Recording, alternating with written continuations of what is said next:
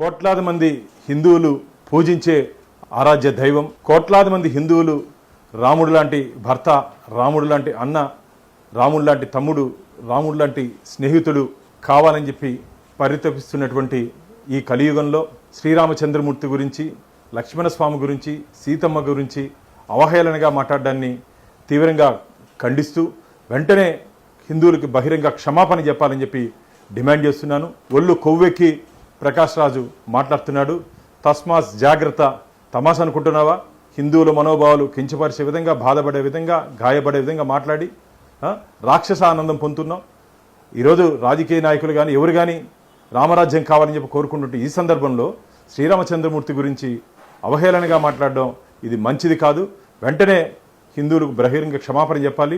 ఈరోజు మా legal advocate Ajay Kumar ద్వారా మేము ప్రకాష్ రాజ్కి లీగల్ నోటీస్ పంపిస్తున్నాం.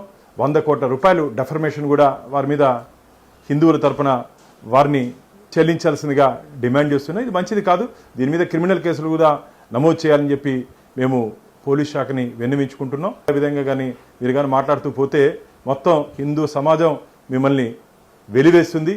ఏదో సినిమాలో డైలాగులో లేకపోతే సినిమాలో యాక్టింగ్ అనుకుంటున్నావా? మా రామచంద్ర గురించి మాట్లాడడం నువ్వు, ఇది మంచిది కాదు.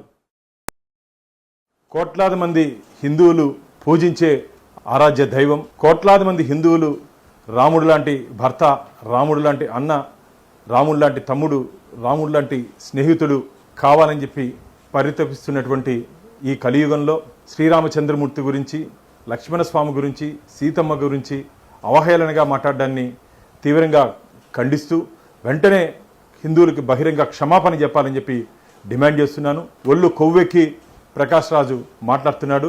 తస్మాత్ జాగ్రత్త. తమాష అనుకుంటున్నావా?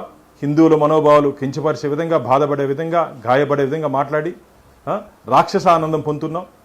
ఈరోజు రాజకీయ నాయకులు కానీ ఎవరు కానీ రామరాజ్యం కావాలని చెప్పి కోరుకుంటుంటే ఈ సందర్భంలో శ్రీరామచంద్రమూర్తి గురించి అవహేళనగా మాట్లాడడం ఇది మంచిది కాదు.